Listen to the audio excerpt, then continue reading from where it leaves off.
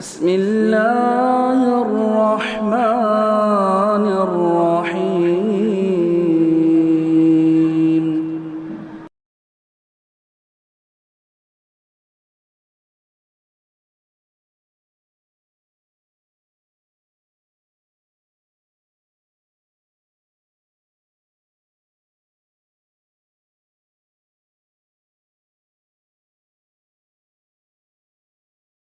بسم اللہ الرحمن الرحیم وبہ نستعین سبحانک لا علم لنا الا ما علمتنا انک انت العلیم الحکیم وصلی اللہ علی نبینا محمد۔ 11واں اصول اہل السنہ والجماعہ کا یہ عقیدہ ہے کہ اختلاف اور انتشار کا سب سے بڑا سبب رسول اللہ صلی اللہ علیہ وسلم اور آپ کے صحابہ کو چھوڑ کر فرقوں یا گروہوں میں بٹ جانا ہے۔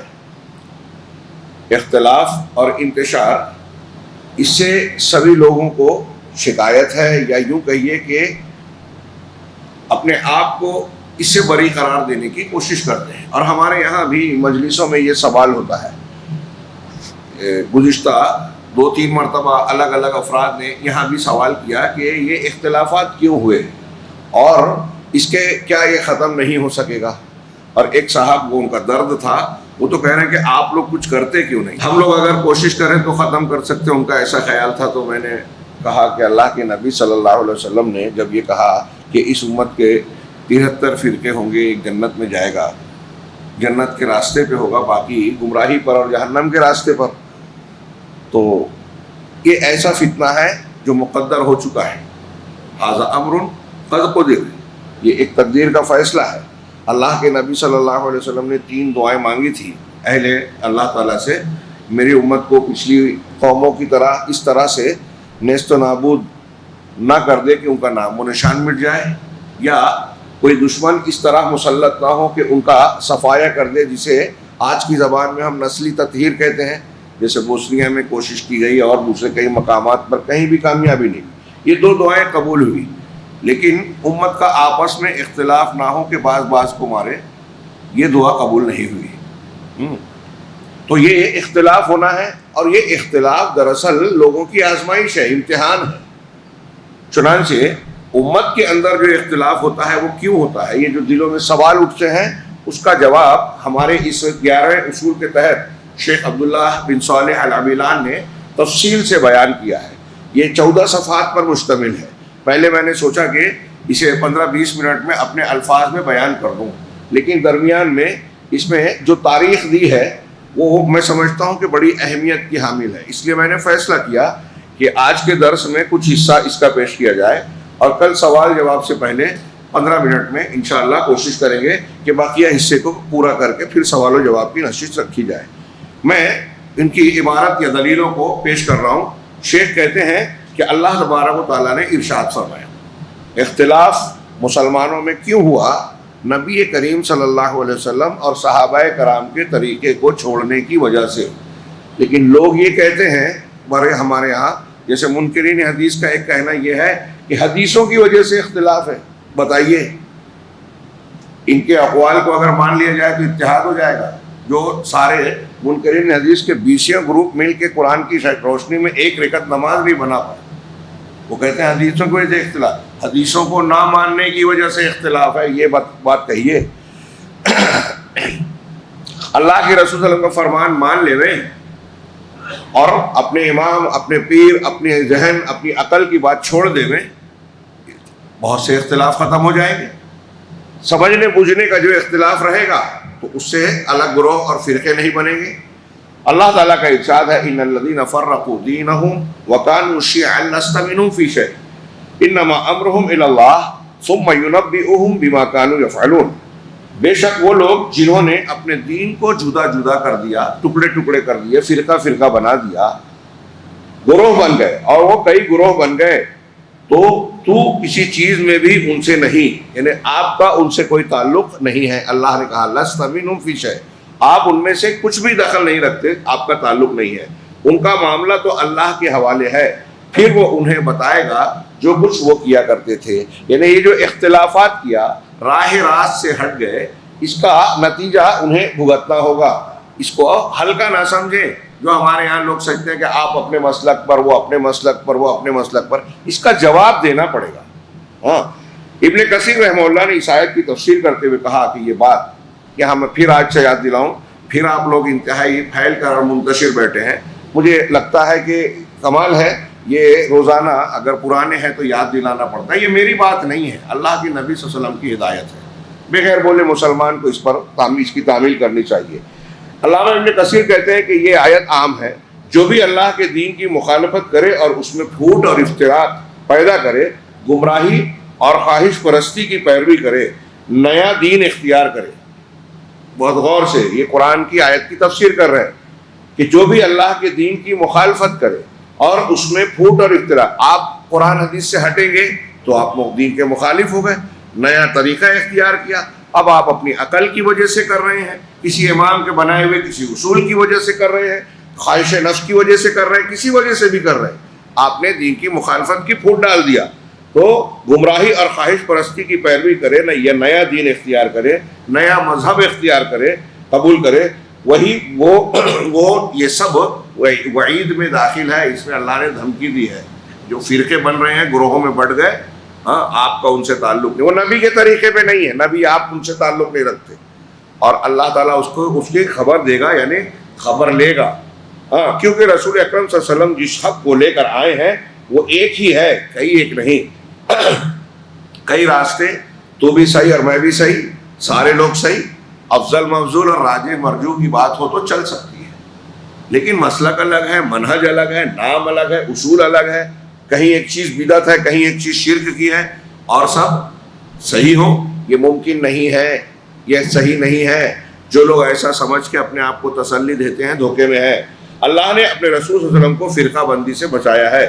اللہ تعالیٰ کا دوسرا ارشاد ہے وَلَا تَكُونُوا مِنَ الْمُشْرِكِينَ مِنَ الَّذِينَ فَرَّقُوا دِينَهُمْ وَكَانُوا شِيَعًا كُلُّ حِزْبٍ بِمَا لَدَيْهِمْ فَرِحُونَ۔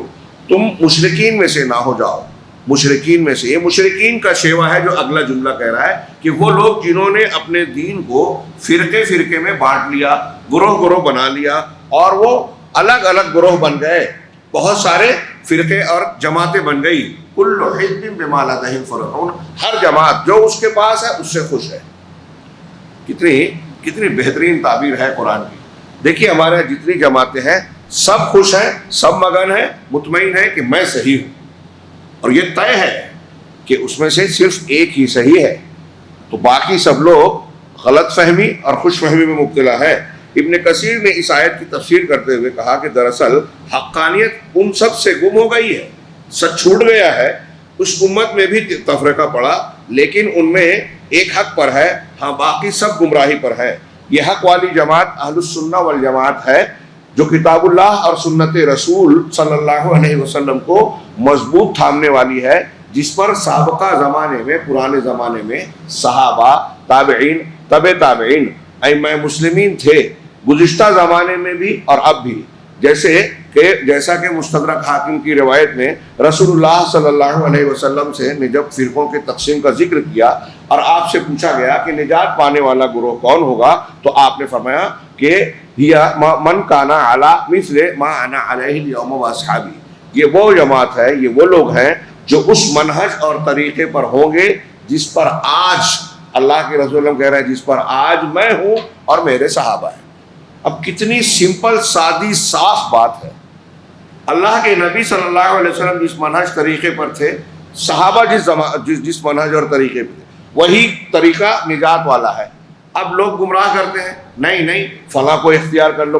کل مجھے ہمارے ایک دوست نے کلپ سنائی پاکستان کی، ہاں، اس میں مفتی طارق صاحب سے کسی نے سوال کیا کہ یہ ہمارے ہاں کچھ لوگ ہیں اور یہ کہتے ہیں کہ 4 مسلک ہیں، اگر ہمیں چاروں مسلک میں سے کسی امام کی بات دلیل کے موافق لگی تو جس کی صحیح لگے گی ہم اسے قبول کر لیں، اگر ایسا کیے تو کیا یہ غلط ہے؟ تو مفتی صاحب جواب دیتے ہیں کہ دیکھیے عام آدمی ہے، اسے قرآن و حدیث کی پرکھ تو ہے نہیں۔ اب جو 4 امام ہیں وہ ائمہ مجتہدین ہیں، اجتہاد کرنے والے، مطلق ان کا اعلیٰ مقام ہے، اور یہ عام آدمی ہیں۔ اب ایک عام آدمی جو جس چیز کو جانتا نہیں، جس گیم کو سمجھتا نہیں، اس میں ریفری کا کام کر سکتا ہے کیا؟ تو اب وہ چاروں ائمہ کے بارے میں یہ فیصلہ کرے گا کس کی بات دلیل کے موافق ہے۔ اس لیے ایک کو لازم پکڑنا چاہیے. کتنی عوامی بات, عوامی اعتبار سے دیکھیے, میں نے کہا کہ ہر ایک اپنے سے مگن ہے, کتنی سیدھی بات لگتی ہے. ان کی بولی ہوئی بات ایک عام آدمی فٹ سے قبول بھی کر لے گا, لیکن تھوڑا سا غور کیجئے کہ مفتی صاحب کیا کہہ رہے ہیں. اور خود مفتی صاحب نے لگتا ہے غور نہیں کیا, ذہین آدمی ہے, صاحب علم آدمی ہے, میں نے ان کی کئی کلپ سنی, بہت سی صحیح باتیں کرتے ہیں, لیکن یہ بالکل غلط بات کہی. اگر ایسا ہے, میرا ایک کہنا یہ ہے, یہ جو جملہ ہم نے پڑھا ابھی, دوسری ان کی بات کا پوسٹ مارٹم جانے دیجیے. میرا سوال یہ ہے کہ اللہ تعالیٰ نے قرآن مجید میں جگہ جگہ کہا قرآن حدیث مانو, اللہ کے رسول صلی اللہ علیہ وسلم کہہ رہے ہیں قرآن مانو حدیث مانو, صحابہ کی طرح مانو, یہ قرآن حدیث دونوں نے کہا. تو اس کا مطلب یہ کہ ایک ایسا حکم قرآن و حدیث نے ہم کو اور آپ کو اور عوام کو دیا ہے جو عمل کیا ہی نہیں جا سکتا. یعنی آپ یہ کہنا چاہتے ہیں کہ بھائی عام آدمی قرآن حدیث پر اور صحابہ کے طریقے پر عمل کر ہی نہیں سکتا, وہ ائمہ کی بات ہی مان سکتا ہے, وہی راستہ ہے اس کے پاس. تو ائمہ کا دین کیا آج محفوظ ہے ویسا جیسا قرآن حدیث اور صحابہ کا؟ اگر اللہ اور رسول نے کہا ہے قرآن اور حدیث اور صحابہ کی بات مانو, ان کا منہج اور طریقہ اختیار کرو, اس کا مطلب یہ محفوظ ہے, اس کا مطلب یہ سمجھنا ممکن ہے, یہ خود اس حکم کے اندر شامل ہے. اتنی موٹی سی بات علماء کو سمجھ میں نہیں آ رہی ہے, اچھے اچھے علماء کو. کیوں؟ اس لیے کہ انہوں نے مسلک کی تعصب کی پٹی باندھ رکھی ہے آنکھ پر. اب آئیے اس پر کہ وہ کہہ رہے ہیں کہ عام آدمی نہیں سمجھ سکتا. چلیے آپ تو عام آدمی نہیں ہے نا, آپ عام آدمی ہیں کیا جو جواب دے رہے ہیں؟ تو کیا آپ بھی نہیں سمجھ سکتے قرآن حدیث کو؟ چار امام میں کس کی بات مسلک دلیل کے قریب ہے؟ چاروں امام کہتے ہیں کہ میری بات نہیں ماننا, میری وہ بات ماننا جو حدیث کے مطابق ہے, اور جو حدیث سے ٹکرا جائے اس کو چھوڑ دینا. اس کا مطلب چاروں امام یہ کہہ رہے ہیں کہ عام آدمی ریفری بنے. آپ کہہ رہے ہیں ریفری نہیں بن پائے گا, امام حنیفہ کہہ رہے ہیں ریفری بن جائے. تو ظاہر سی بات ہے کہ عام آدمی سے تو نہیں کہا نا. عام آدمی, اچھا یہاں یہ سوال ہے مفتی صاحب سے, ایسے تمام لوگوں سے, کہ کیا عام آدمی امام حنیفہ, امام شافعی, امام مالک, امام احمد کی کتاب, ان کی فقہ پڑھتا ہے, سمجھتا ہے؟ اب میں عام آدمی ہوں تو میں فقہ سمجھ لوں گا, میں ریفری نہیں بن سکتا کہ یہ حدیث صحیح ہے, ضعیف ہے, یہ دلیل کے قریب ہے. لیکن کیا میں یہ سمجھ سکتا ہوں کہ امام حنیفہ کی باتیں یہ ہیں, ان کی کتابوں میں انہوں نے یہ لکھا ہے؟ تو عام آدمی تو نہیں سمجھتا نا. کہاں جاتا ہے عام آدمی؟ عالم کے پاس جاتا ہے. اب عالم آدمی تو عام آدمی نہیں ہے. عالم اگر امام حنیفہ, امام شافعی کی فقہ, ان کی کتابیں سمجھ سکتا ہے تو قرآن حدیث کیوں نہیں سمجھ سکتا؟ اور اگر قرآن حدیث نہیں سمجھ سکتا تو عالم کیسے ہے؟ وہ عالم نہیں ہے. جو کہہ رہا ہے کہ میں جاہل ہوں, قرآن حدیث نہیں سمجھ سکتا, تو پھر آپ اس سے پوچھیے مت. اللہ نے حکم اس سے پوچھنے سے کے لیے نہیں کہا ہے, وہ بھی جاہل ہے, لائن لگا کے وہ بھی عوام کے ساتھ کھڑا رہے, اور عالم جواب دے رہے فَاسْأَلُوا أَهْلَ الذِّكْرِ إِن كُنتُمْ لَا تَعْلَمُونَ, اہل ذکر سے پوچھو اگر تم نہیں جانتے. اب آپ یہ کہیں گے کہ بھائی علماء بھی قرآن حدیث نہیں سمجھ سکتے, تو یا تو آپ کہیں گے کہ کوئی عالم ہے ہی نہیں, یا آپ یہ کہیں گے قرآن حدیث سمجھنے کے لائق ہی نہیں ہے. یہ الزام ہوگا اللہ اور رسول پر, اور قیامت تک حجت قائم ہی نہیں ہوگی. دوسری بات یہ کہ کیا دین کی ساری باتیں ایسی ہیں جو لوگوں کی سمجھ میں نہ آئے؟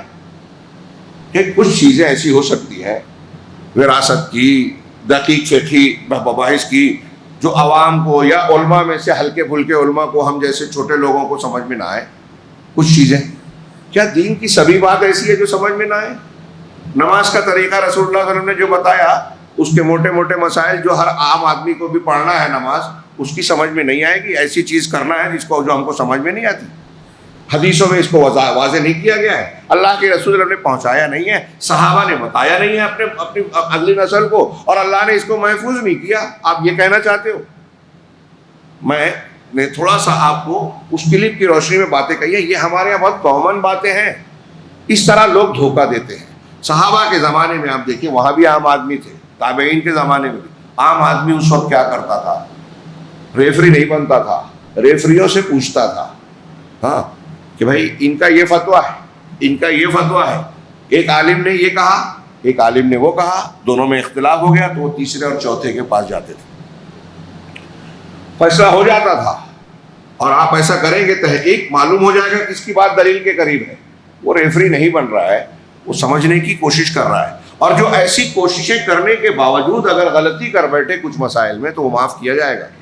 لیکن آپ آنکھ بند کر کے ایک آدمی کی 100% باتیں بولیں کہ یہ میں مانتا ہوں سب صحیح ہے, یہ مانتے ہوئے کہ وہ نبی نہیں ہے, غلطی ہو سکتی ہے, ان کی غلط باتوں کو بھی قبول کریں, یہ کسی بھی طریقے سے شریعت میں جواز کا پہلو نہیں رکھتا، اچھی طرح سمجھیں، اور اسی سے اختلاف پیدا ہوئے ہیں۔ یہ اصول ضابطے دے کر جو بیان کر رہے ہیں مولوی صاحب، اور ایسی چیزیں لوگ بیان کرتے ہیں، اسی سے فرقہ بندیاں ہوئی ہیں۔ ایسی باتیں کہہ کے لوگ یہ روک رہے ہیں کہ آپ اللہ کے رسول کی حدیثوں پہ عمل نہیں کر سکتے، آپ صحابہ کی باتوں کو سمجھ نہیں سکتے، ان کا منہج اور مسلک سیکھ نہیں سکتے، اس لیے اسے چھوڑو اور اماموں کی بات مانو۔ یہ پھوٹ ڈال رہے ہیں دین میں، نیت کیسی بھی ہو، لیکن عملی طور سے تو یہی ہو رہا ہے۔ کسی کو برا لگے، بات صحیح یہی ہے۔ اللہ کے رسول صلی اللہ علیہ وسلم کی ایک حدیث نقل کی، آپ صلی اللہ علیہ وسلم کا فرمان ہے، میں تمہیں 5 چیزوں کا حکم دیتا ہوں جن کا حکم مجھے اللہ نے دیا ہے۔ نمبر 1 بات سننا، 2 سننے کے بعد اطاعت کرنا، ماننا، 3 جہاد کرنا، 4 ہجرت کرنا، 5 جماعت کے ساتھ رہنا۔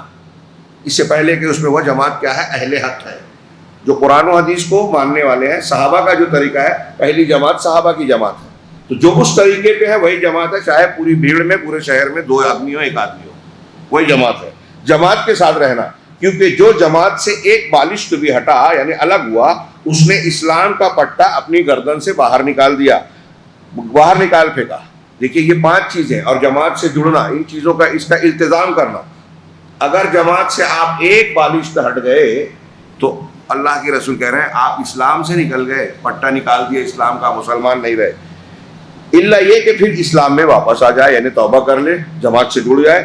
اور جس نے جاہلیت کا نعرہ لگایا تو وہ جہنم کے ایندھنوں میں سے ایک ایندھن ہے، تعصب کا۔ قرآن حدیث کو چھوڑ کے میں تو فلاں خاندان کا ہوں، اور اپنے خاندان اور کسی اور بنیاد پر ایک دوسرے کو جوڑ رہا ہے، دین کی بنیاد پر نہیں۔ فرمایا یہ سن کر ایک شخص نے پوچھا، غور سے یہ سن کر ایک شخص نے پوچھا، اللہ کے رسول اگرچہ وہ نماز پڑھے اور روزہ رکھے تب بھی وہ اسلام کا پٹا نکال دے گا اگر جماعت سے ہٹا؟ نماز پڑھ رہا ہے، روزہ رکھ رہا ہے، جماعت سے نہیں جڑا ہے۔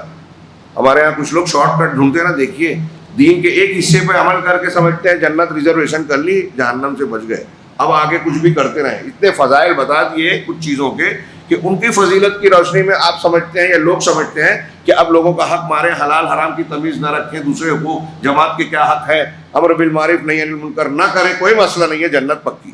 یہ بہت بڑا دھوکہ ہے۔ یہاں اللہ کے رسول ایک عمل پر کہہ رہے ہیں کہ آپ جماعت سے الگ ہو گئے تو اسلام کا پٹا نکال دیا۔ صحابی پوچھ رہے ہیں چاہے نماز پڑھے روزہ رکھے، تو آپ نے کہا، آپ نے فرمایا ہاں اگرچہ وہ نماز پڑھے اور روزہ رکھے تو تم اللہ کے بندو اس اللہ کی پکار کی دعوت دو جس نے تمہارا نام مسلم اور مومن رکھا ہے۔ فادعوہ بدعوى اللہ الذی سماکم المسلمین المؤمنین، اس کی دعا کو پکارو۔ ابن عباس رضی اللہ تعالیٰ عنہ سے پوچھا گیا کہ کیا، بڑا پیارا جملہ ہے اور آپ اور ہم کو یہ جواب یاد رکھنا چاہیے، کیا آپ علی ابن ابی طالب رضی اللہ عنہ کے مذہب پر ہے یا عثمان غنی؟ حالانکہ یہ دونوں نام جن کا لیے خلفائے راشدین میں سے، اللہ کے رسول کے دونوں داماد ہیں، ایک ذو النورین ایک حضرت علی۔ تو اللہ کے رسول سے حضرت ابن عباس سے پوچھا گیا کہ آپ حضرت علی کے مذہب پر ہیں یا حضرت عثمان غنی کے مذہب پر؟ تو آپ نے کہا میں رسول اللہ صلی اللہ علیہ وسلم کے مذہب پر، جس کے مذہب پر یہ دونوں بھی ہیں۔ تشریحاً یہ شرح و اعتقاد اہل سنہ والجماع امام لالکائی کی عقیدے کی بہت شاندار کتاب ہے، اس میں یہ قول نقل کیا۔ یہ جملہ یاد رکھ لیجیے آج کے درس کا، کہ حضرت ابن عباس سے پوچھا کہ حضرت علی کے مذہب پر ہے یا حضرت عثمان بن عفان؟ تو کہا میں اللہ کے رسول صلی اللہ علیہ وسلم۔ اب بتائیے کہ کیا کوئی یہ کہے گا کہ حضرت علی اور حضرت عثمان کی گستاخی کر رہے ہیں؟ اب آج ہم سے پوچھیں کہ کوئی پوچھے کہ آپ حنفی ہیں، شافعی ہیں، حنبلی ہیں، مالکی ہیں، تو ہم کہیں ہم محمدی ہیں، تو گستاخی ہو گئی ان اماموں کی؟ نہیں ہوئی۔ یہ چاروں امام بھی محمدی تھے اور اللہ نے محمدی بننے کے لیے کہا ہے اللہ کی اطاعت کرو اور رسول کی، لیکن نام کی نسبت نہیں بتائی، کام کی بتائی، اس لیے اہل الحدیث اہل السنہ والجماعہ کہلاتے ہیں۔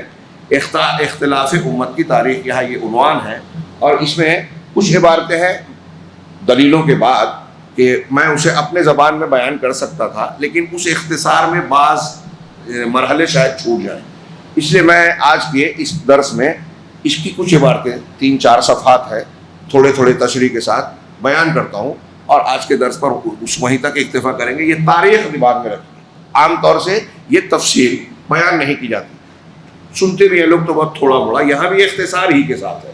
کہا یہ جان لے کہ جب دنیا تاریک ہو گئی اور نور وحی سے لوگ دور ہو گئے اور فرقوں اور گروہوں میں بٹ کر جدا جدا ہو گئے. ان کا کوئی حساب و کتاب اور اللہ کے سوا ان کا کوئی شمار کرنے والا نہیں. چنانچہ انہوں نے نور نبوت کو بھی کھو دیا اور مجرد انسانی عقلوں کی طرف واپس آ گئے, اور ان کی حالت وہی ہو گئی جیسا کہ ایک حدیث میں وارد ہے. یہ پرانی بات اللہ کے رسول صلی اللہ علیہ وسلم سے پہلے کہ نور نبوت گم ہو گیا, لوگ اپنی عقلوں کی بنیاد پر دین اختیار کرنے لگے, تو ان کے یہاں گروہ اور فرقے بن گئے. حدیث ہے, یہ عربی عبارت چھوڑ رہا ہوں میں, حیاض ابن حمار مجاشعی سے روایت ہے, رسول اللہ صلی اللہ علیہ وسلم نے ایک دن خطبے میں فرمایا کہ آگاہ رہو, میرے رب نے مجھ کو حکم کیا ہے کہ میں تم کو وہ سکھلاؤں جو تم کو معلوم نہیں. ان باتوں میں سے جو اللہ تعالیٰ نے آج کے دن مجھے سکھلائی ہیں, مجھے جو بتائی ہے میں تمہیں بتا رہا ہوں, اور مجھے حکم دیا ہے, میں جو مال اپنے بندوں کو دیتا ہوں وہ حلال ہے. اللہ تعالیٰ کہہ رہا ہے, یہ اللہ کی بات, کہ میں نے اپنے بندے کو جو بھی مال دیا حلال ہے. اب اس میں جو حرام ہے اس کی وضاحت کر دی, تو جو آپ کو عطا کیا گیا ہے وہ حلال ہے, اس لیے اس کے لیے, اور میں نے اس کے لیے حلال ہے, اور میں نے اپنے سب بندوں کو مسلمان بنایا. پیدا ہوتے ہیں تو سارے کے سارے اسلام پر, فطرت پر ہوتے ہیں, گناہوں سے پاک, استقامت پر اور ہدایت پر ہوتے ہیں. ہر بچہ اسلام پر پیدا ہوتا ہے, ماں باپ اس کو یہودی نصرانی یا کچھ اور بناتے ہیں, پھر ان کے پاس شیطان آیا اور ان کے دین سے ان کو ہٹا دیا. پیدائشی طور سے ایک آدمی مسلمان ہے, ہاں, یا ابتدائی طور سے ایک آدمی کو اللہ نے ہدایت دے رکھی ہے, لیکن شیطان آ کے اس کو بہکا رہا ہے, دین سے ہٹا رہا ہے, ہاں, اور جو چیزیں میں نے ان کے لیے حلال کی تھیں وہ حرام کی. اللہ نے حلال کی, حرام کی, شیطان حلال بتا رہا ہے, اللہ کی شریعت کی مخالفت کروا رہا ہے. اب بتائیے کہ ایک چیز اللہ حلال بنائے اور لوگ اسے حرام بنا دیں, تو یہ اللہ کے دین سے ہٹنا ہوا, فرقہ بنانا ہوا. ایسے ہی فرقے بنتے ہیں, ہاں. اور ان کو حکم کیا میرے ساتھ شرک کرنے کا, شیطان نے حکم دیا کہ میرے ساتھ شرک کریں جس کی میں نے کوئی دلیل نہیں اتاری, شرک کی کوئی دلیل نہیں ہے. اور بے شک اللہ تعالیٰ نے زمین والوں کو دیکھا, ساری دنیا کے لوگوں کو پر نظر ڈالی اللہ نے, پھر اب سب کو برا سمجھا, سب لوگوں سے اللہ ناراض ہوا.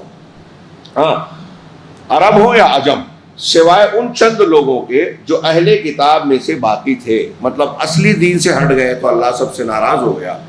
اور جو اہل کتاب میں سے کچھ لوگ جو دین حق پر, دین فطرت پر قائم رہے, اللہ ان سے ناراض نہیں ہوا. سیدھی راہ پر انہیں جو نبی کا راستہ تھا حضرت عیسیٰ علیہ السلام کا, اس میں توحید کو اختیار کرنے والے تھے, تثلیث کے قائل نہیں تھے. دیکھیے ایک بات اور بھی, عیسیٰ علیہ السلام کے ماننے والے آدمی جو دنیا میں ہیں, ان کے یہاں بھی بہت سے فرقے ہیں.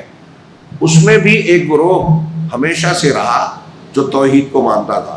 آریوس ایک بڑی شخصیت عیسائی تاریخ میں, نصرانی تاریخ میں گزری ہے, وہ توحید کا قائل تھا. اسکندریہ کے چرچ کا جو سینٹر تھا وہ تثلیث کا قائل. پولیس شاؤل, ہاں, سینٹ پال کے عقیدے تثلیث جو اس نے ایجاد کیا تھا, ڈالا تھا عیسائیت میں, اس کا مخالف تھا. بڑی جنگیں ہوئی, بڑی مخالفتیں ہوئی. ماضی قریب تک تو میں جانتا ہوں بعض عیسائی ایسے پائے گئے جو توحید کے قائل تھے.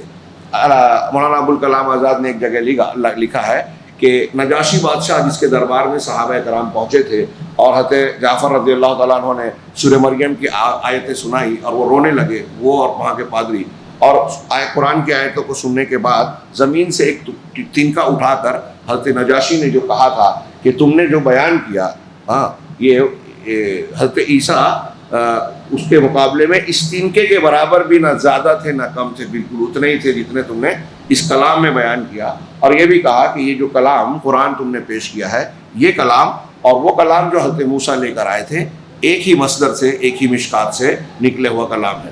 ہاں, اللہ کے رسول صلی اللہ علیہ وسلم نے بعد میں ان کی وفات پر ان کی نماز جنازہ بھی پڑھی ہے نا, یہ آپ جانتے ہیں. تو یہ مولانا آزاد نے لکھا کہ وہ نجاشی بھی جو عیسائی بھی تھے تو توحید والے یا آریوسی عیسائی تھے غالباً.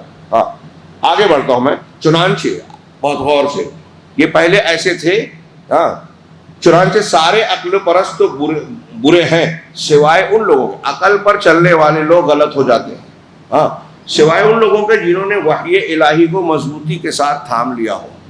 دنیا میں ہدایت کی بنیاد ہمیشہ ماضی میں بھی یہ رہی ہے کہ اللہ نے جو وحی اتاری ہے اس کو پکڑے آدمی, اپنے دماغ سے نہ چلے. ہاں, نور وحی کے کھونے کے بعد انہوں نے اپنی عقلوں سے استفادہ کیا, سوائے ان کے جنہوں نے اللہ کو چھوڑ کر ہر جگہ سجدہ ریزی کی, شکوک و شبہات اور حیرانگی کے دلدل میں پھنس گئے. اپنے رب کا غضب اور اعراض مول لیا. جو وحی سے ہٹا وہ گمراہیوں میں پڑ گیا, شکوک و شبہات میں پڑ گیا اور حیرانگی کے دلدل میں ادھر ادھر بھٹکنے لگا. ایسے تاریک ماحول میں رسالت کا آفتاب منور ہوا, جس نے اپنی ضیاء بار کرنوں سے لوگوں کی عقلوں اور ان کے قلوب و اذہان کو منور کر دیا. ان کی دنیا اور آخرت ہر جگہ کے لیے نعمت بن کر آیا. یعنی نبی کریم صلی اللہ علیہ وسلم کا نور, آپ کے نور ہدایت, اس نور وحی کے ذریعے ان امور کا مشاہدہ کیا جنہیں وہ اپنی عقلوں سے نہیں سمجھ سکتے تھے. وحی کے ذریعے سے ہم وہ چیز دیکھتے ہیں جو سائنسی تحقیقات ہماری عقل نہیں پہنچتی. 1400 سال پہلے اللہ کے رسول صلی اللہ علیہ وسلم نے قرآن نے جو باتیں بتائی, آج کی تحقیقات بہت سی بتاتی ہے کہ اس میں فائدہ ہے, اس میں نقصان ہے. ابھی بہت سی چیزوں کی تحقیق باقی ہے. اللہ تعالیٰ نے یہ آسان کیا کہ جہاں آپ کی تحقیق نہیں پہنچی 1400 سال پہلے بتا دیا یہ مت کھاؤ, یہ استعمال مت کرو, یہ تمہارے لیے نقصان دہ ہے, یہ خبیث ہے. تو یہ کھانے پینے کی مادی چیزوں میں, ایسے ہی عقائد کے سلسلے میں, ایمان بالغیب اور ہدایت کی بنیادوں کے سلسلے میں وحی یہی ٹھیک اور صحیح بات بتاتی. اگر انسانی عقلوں پر یہ بات چھوڑ دی جائے تو وہ گمراہی کا شکار ہوگی, اور یہی ہوتا رہا ہے اور آج بھی ہو رہا ہے. ان کی حالت وہی ہو گئی جیسا کہ کہہ رہے ہیں, اس نور وحی کے ذریعے ان امور کا مشاہدہ کیا جنہیں وہ اپنی عقلوں سے نہیں سمجھ سکتے تھے. ان کی حالت وہی ہو گئی جیسا کہ اللہ نے نقشہ کھینچا قرآن مجید میں. اللہ ولی الذین آمنوا یخرجہم من الظلمات الی النور والذین کفروا اولیاءہم الطاغوت یخرجونہم من النور الی الظلمات اولئک اصحاب النار هم فیہا خالدون. کہ اللہ ایمان والوں کا دوست ہے, ولی ہے, کارساز ہے, جو انہیں تاریکیوں سے, اللہ دوست ہے ایمان والوں کا, جو ایمان والوں پہ دوستی کیسے نچھاور کر رہا ہے. اللہ کی دوستی انسانوں کے جیسی نہیں ہے.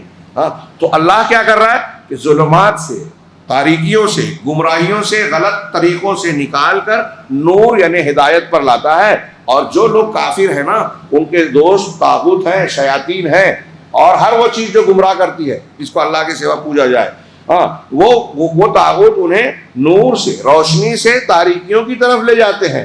یہی لوگ جہنمی ہیں جس میں وہ ہمیشہ رہنے والے ہیں. اللہ تعالیٰ نے ایک جگہ فرمایا جو ہم نے سورہ ابراہیم کی آیت پڑھی تھی, الف لام را کتاب انزلناہ الیک لتخرج الناس من الظلمات الی النور باذن ربہم الی صراط اللہ العزیز الحمید.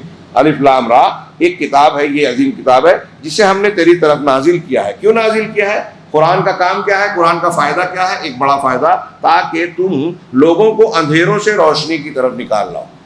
قرآن کے ذریعے سے اندھیرے سے روشنی کی طرف انسان آتا ہے, قرآن چھوڑ کر اندھیروں میں بھٹک جاتا ہے. ان کے رب کے اذن سے اللہ کے راستے کی طرف جو سب پر غالب ہے, بے حد تعریف والا ہے. اللہ تعالیٰ کا مزید ارشاد ہے, وَكَذَلِكَ أَوْحَيْنَا إِلَيْكَ رُوحًا مِّنْ أَمْرِنَا مَا كُنْتَ تَدْرِي مَا الْكِتَابُ وَلَا الْإِيمَانُ وَلَكِنْ جَعَلْنَاهُ نُورًا نَهْدِي بِهِ مَن نَّشَاءُ مِنْ عِبَادِنَا وَإِنَّكَ لَتَهْدِي إِلَىٰ صِرَاطٍ مُسْتَقِيمٍ. اسی طرح ہم نے تیری طرف اپنے حکم سے ایک روح کی وحی کی. وحی کو روح کہا, اس کا مطلب قرآن سے ہماری روح کی زندگی ہوتی ہے. قرآن چھوڑ دیا روح مر جائے گی.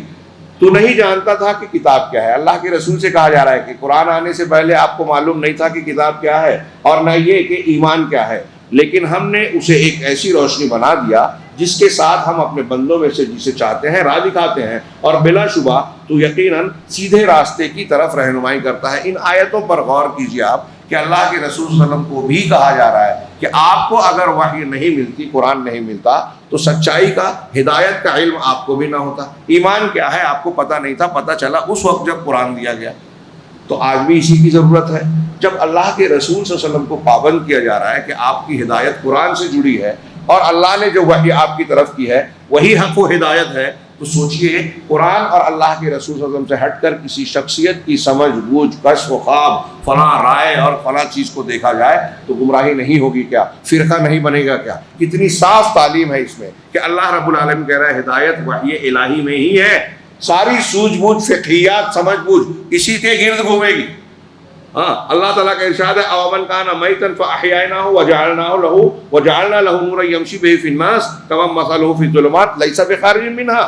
کیا وہ شخص جو مردہ تھا پھر ہم نے اسے زندہ کر دیا اور اس کے لیے ایسی روشنی بنا دی جس کی مدد سے وہ لوگوں میں چلتا پھرتا ہے, اس شخص کی طرح ہے جس کا حال یہ ہے کہ وہ اندھیروں میں ہے, ان سے کوئی صورت نکلنے والا نہیں, اندھیرے سے باہر آ ہی نہیں سکتا.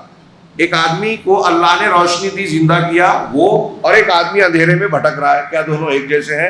اسی طرح کافروں کے لیے وہ عمل خوشنما بنا دیے گئے جو وہ کیا کرتے تھے۔ یہ کافر ہیں، اندھیرے میں بھٹک رہے ہیں، ہدایت سے محروم ہیں، لیکن اپنے آپ پر خوش ہیں، یہ ان کی بدقسمتی ہے۔ اللہ تعالیٰ نے کیسی مثال دی، اس پر غور کرنا چاہیے۔ سورہ انعام کی آیت نمبر 122 ہے۔ اسی طرح اس نور وحی کے سائے میں پہلی پیڑھی گزر گئی، پہلی پیڑھی صحابہ کرام کی۔ اب یہاں سے آپ دیکھیے تاریخ، جسے خواہشات نفس اور انسانی آرا و افکار کی ظلمتوں نے تاریک کیا، اسی لیے انہوں نے بعض والوں کو بھی اسی نور وحی کے سائے میں جینے کی وصیت کر دی۔ صحابہ پہلے گمراہی میں تھے، نور وحی ملا، قرآن و حدیث کو مانا، اس کے لیے اپنے آپ کو قربان کر دیا، لگا دیا، اور اللہ تعالیٰ سے رضامندی کا سرٹیفکیٹ قرآن مجید میں قیامت تک کے لیے حاصل کر لیا۔ اور یہ واضح کر دیا کہ اس منہج اور راستے سے کبھی بھی نہیں ہٹنا، اپنے بیٹوں سے، اپنی اگلی نسل سے بھی کہا کہ اسی طریقے کو اختیار کرنا۔ لیکن جب ان کے آخری دور میں، صحابہ کے آخری دور میں، اہل بدعت، خوارج، قدریہ، مرجیہ، یہ گمراہ فرقے ہیں، اور یہ گمراہ فرقوں کی جڑ اور بنیاد ہے۔ ان میں سے ہر فرقے سے، جن کا میں نے نام لیا پھر سے لے رہا ہوں، ہر فرقے سے کئی شاخیں نکلی۔ کہا خوارج، قدریہ، مرجیہ، ایک نام اور بڑھائیے، روافظ۔ خارجی اور رافضی ایک سکے کے دو رخ ہیں، الگ الگ، اور دونوں ایک ہی دور میں پیدا ہوئے لگ بھگ، سب سے پہلے خارجی پھر رافضی۔ اور یہ کچھ خارج و روافظ کے تقریباً 37 فرقے علماء نے گنائے، کچھ کم اور کچھ زیادہ بھی، کم سے کم 37 فرقے خود روافظ میں ہیں، شیعوں میں ہیں، اثنا عشری اور فلاں اور فلاں اور فلاں، اس میں کچھ غالی ہیں، کچھ کم درجے کے ہیں، کچھ متوسط ہیں، لیکن یہ کلی طور پر جدا نہیں ہوئے۔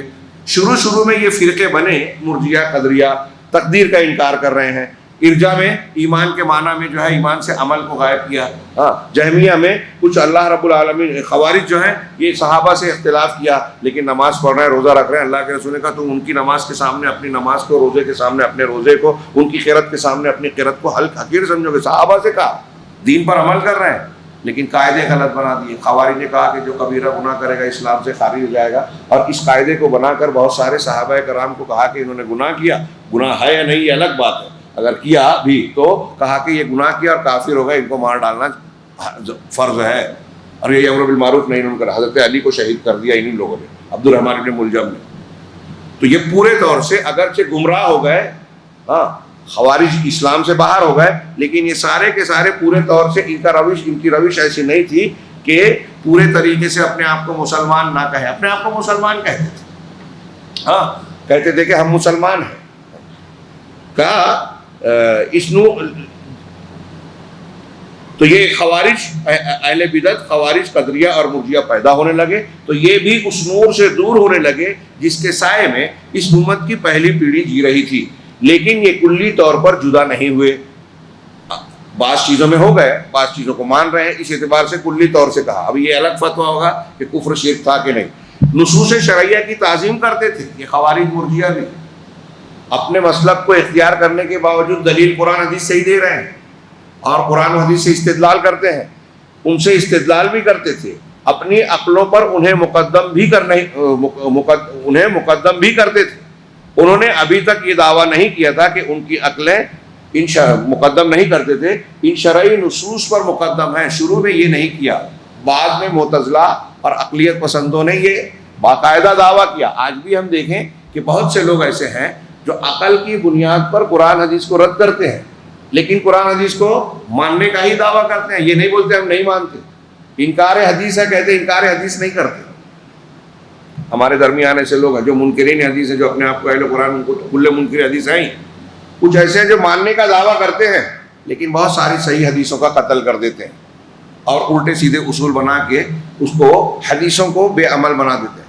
خود ہمارے مسلکوں میں جو بعض، جیسے حنفی مسلک کے اصول کی کتابیں آپ پڑھیں تو معتزلہ کا ایک اصل ان کے یہاں مانی جاتی ہے، ہمارے یہاں بھی بہت سے لوگ نہیں جانتے، جو علماء سے تعلق نہیں رکھتے، اصول نہیں پڑھتے، وہ کہتے ہیں کہ جو حدیث متواتر نہیں ہے، آحاد ہے۔ میں نے اس سے پہلے متواتر بتایا تھا کہ سند کے ہر طبقے میں ثقہ راویوں کی اتنی بڑی تعداد ہو جو جھوٹ پر متفق نہیں ہو سکتے، سمجھے یہ علمی چیزیں ہیں، اور یہی چیزیں نہ سمجھ کر بہت سے لوگ غلطیاں کر بیٹھتے ہیں قرآن حدیث پڑھنے کے باوجود۔ تو وہ کیا کہتے ہیں کہ تواتر ہر سند میں اتنے طبقے میں اتنے لوگوں کے جھوٹ پر متفق نہیں ہو سکتے، یا سب سے غلطی نہیں ہو سکتی۔ وہ متواتر ہے. متواتر سے کم درجے کی اگر وہ کسی طبقے میں 1 2 4 5 راویوں چاہے سچے ہوں تو وہ متواتر نہیں ہے, آحاد کہلائے گی.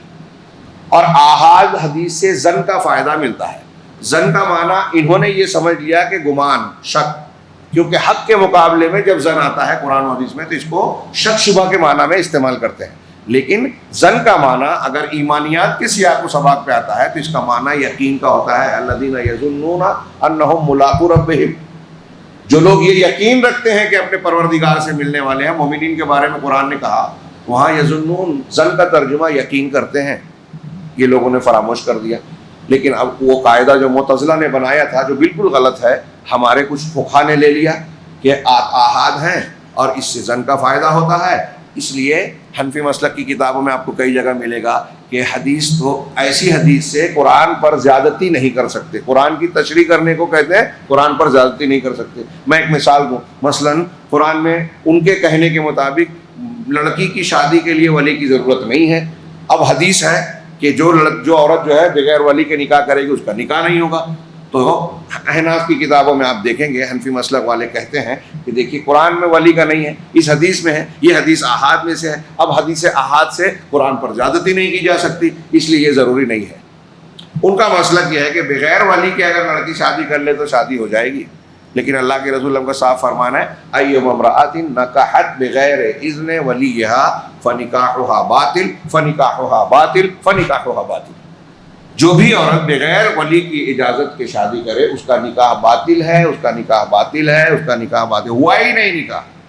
تھوڑی دیر کے لیے سوچیے, نبی صلی اللہ علیہ وسلم یہ کہہ رہے ہیں, آپ کہہ رہے ہیں زیادتی ہوگی. قرآن کی تشریح اللہ کے, اب قرآن میں بھی ولی ثابت ہے. کہا کہ نہیں حتیٰ تنکحہ زوجن غیرہ والی آیت میں اللہ تعالیٰ نے کہا ہے کہ یہاں تک کہ طلاق کے بعد کوئی عورت خود سے شادی کر لے تو خود سے. تو اب یہاں جو آیت ہے کہ یہاں تک کہ وہ دوسرے شوہر سے شادی کر لے, تو یہاں تو قاضی کا بھی ذکر نہیں ہے, گواہ کا بھی ذکر نہیں ہے. تو آپ بولیں گے کہ آپ قاضی اور گواہ کو, یہ بھی تو زیادتی ہوگی احاد کے ذریعے سے. تو آپ یہ کہہ لو کہ چوری چھپے جا کے بھاگ کے شادی کر لے, ہاں تو شادی مان لی جائے گی. اعلان نکاح بھی نہ کریں جس کا حکم اللہ کے رسول نے دیا ہے.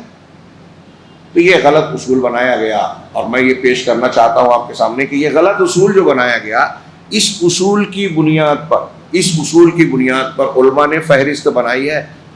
سینکڑوں صحیح حدیثوں کو رد کر دیا گیا یا تعویل کر دی گئی کہ یہ حدیث ہاں اصول کے حساب سے ٹھیک نہیں ہے, حدیث ظنی ہے, آحاد ہے. اور انہوں نے قاعدہ بنا لیا کہ آحاد کے ذریعے سے جو ہے قرآن کی زیادتی یا تفسیر نہیں ہوتی, تفسیر نہیں ہوگی, تشریح نہیں ہوگی. انہوں نے اصول بنا لیا کہ آحاد کے ذریعے سے عقیدہ نہیں بنایا جائے گا. اب ان کے کہنے کے مطابق کچھ لوگ کہتے ہیں کہ دجال کا ذکر آحاد میں ہے, متواتر میں نہیں ہے حدیث میں, اس لیے دجال کو عقیدہ نہیں بنایا جائے گا. علامہ البانی نے بڑا پیارا, یہ میں نے اسی کے لیے ذکر کیا, اس کا رد کرتے ہوئے کہا کہ دیکھیے دجال کی روایات بھی جو ہے آحاد میں ہے. تو آپ کہتے ہیں کہ دجال آنے والا ہے, یہ عقیدہ رکھنا ضروری نہیں ہے کیونکہ یہ آحاد ہے. لیکن آپ نماز میں اور دوسری دعاؤں میں جو اللہ کے رسول سے ثابت ہے یہ دعا مانگتے ہیں, کیونکہ دعا مانگ سکتے ہیں, عمل کر سکتے ہیں. آپ آحاد کی وجہ سے یہ آپ کا قاعدہ ہے, عقیدہ نہیں بنا سکتے, عمل کر سکتے ہیں. تو آپ عمل کر رہے ہیں اور اللہ سے کہہ رہے ہیں کہ اللہ مجھ کو دجال کے فتنے سے بچا. تو آپ یہ عمل کر رہے ہیں کہ دجال سے بچا, یہ دعا مانگیں گے, اللہ کے رسول کی دعا ہے صلی اللہ علیہ وسلم. لیکن آپ عقیدہ نہیں رکھتے کہ دجال آنے والا ہے, تو جس چیز کو آپ کہہ رہے ہیں کہ وہ آنے والا نہیں ہے اس سے آپ اللہ کی پناہ مانگ رہے ہیں. سوچئے تضاد ہوا نا. جب ایک چیز آپ کہہ رہے ہیں کہ آنے والا ہے ہی نہیں, مانتے نہیں ہیں, تو آپ اس سے بچنے کی دعا کیوں مانگ رہے ہیں؟ اگر دعا مانگ رہے ہیں اور آنے والا نہیں ہے تو آپ کا یہ دعا مانگنا بیکار ہوا, بے وقوفانہ بات ہوئی, احمقانہ بات ہوئی.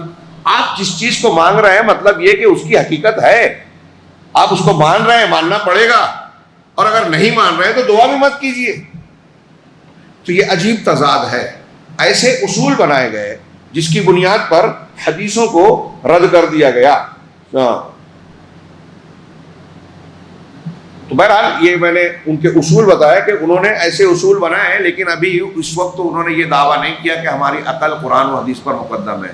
آج بھی بہت سے گمراہ لوگ بظاہر ایسا کہتے ہیں, لیکن جگہ جگہ عقل کو مقدم کرتے ہیں. ہاں وہ نصوص کے ساتھ سوء ظن کا شکار ہو چکے تھے, یہ بدعتی جو ہے نصوص کے بارے میں غلط فہمی اور بدگمانی کرتے تھے کہ یہاں صحیح ہے کہ نہیں ہے، ایسا نہیں ہے، ان سے غلطی ہوئی ہوگی، محدثین سے غلطی ہوئی ہوگی وغیرہ، تو زن پہ گمان قائم کر رہے ہیں۔ اب معاملہ فیکٹ پہ چلتا ہے، کورٹ میں اگر کوئی گواہی دے، کوئی دستاویز پیش کرے، جج اس پر فیصلہ کرتا ہے۔ اب وہاں وہ یہ کہے کہ ہو سکتا ہے کہ یہ غلط ہو سکتا ہے فیک اور بنا لیا گیا ہو سکتا ہے یہ گواہ جھوٹا، حالانکہ گواہ جھوٹے آج خریدے بیچے جاتے ہیں اور ججوں کو بھی معلوم رہتا ہے، لیکن جو سامنے ثبوت و شواہد ہوتے ہیں اس پر عمل کرنا پڑتا ہے۔ ہاں، چنانچہ صحابہ اور تابعین جو اس وقت موجود تھے ان پر رد کیا، جو بدعتی تھے ان کا رد کیا اور ان سے اپنی براءت کا اظہار کیا، اور لوگوں کو ان سے سختی کے ساتھ آگاہ کیا کہ دیکھو ان سے بچنا، یہ بدعت ہے، یہ خرافات ہے۔ قدریہ ہے، کہا حضرت ابن عمر نے کہا جا کے بول دو کہ میرا ان سے کوئی تعلق نہیں، اور تقدیر پر اگر وہ ایمان نہیں رکھتے تو احد پہاڑ کے برابر سونا بھی خرچ کریں گے تو ان کا کوئی عمل قبول نہیں ہوگا، اللہ کے یہاں قبول نہیں ہوگا جب تک وہ تقدیر پر ایمان نہ لے آئے۔ یہ کہنے کے بعد انہوں نے حدیث رسول سے استدلال کیا، ورنہ وہ نہ ان سے سلام کرنے کو جائز سمجھتے اور نہ ان کے ساتھ اٹھنے بیٹھنے کو روا جانتے۔ صحابہ تابعین بدعتیوں سے سلام کرنے سے منع کرتے تھے، ان کے ساتھ اٹھنے بیٹھنے سے منع کرتے تھے۔ ہمارا نوجوان پوچھتا ہے ان کی تقریر سننا چاہیے کہ نہیں؟ بدعتی اگر اچھی تقریر کرنے لگے تو سننے لگیں گے؟ وہ آپ کا منہج بگاڑے، غلط دین بتاوے، صحیح منہج سے ہٹ کر شرک اور بدعت کو صحیح کہے اور اہل حق کی حقانیت کو غلط کہے۔ کوئی ڈاکٹر اسرار ابن عربی کی تعریف کرتے ہیں، جن کی کتابوں میں شرک بھرا پڑا ہے۔ امام ذہبی کہتے ہیں اگر ابن عربی کی کتابوں میں شرک نہیں ہے، فصوص الحکم اور فتوحات مکیہ میں، تو دنیا کے اندر شرک ہے ہی نہیں۔ سب سے بڑا وہ وحدت الوجودی حلولی عقیدے کی تائید کرتا ہے، قرآن حدیث کا رد کرتا ہے، اس کی تائید کرتے ہیں ڈاکٹر صاحب۔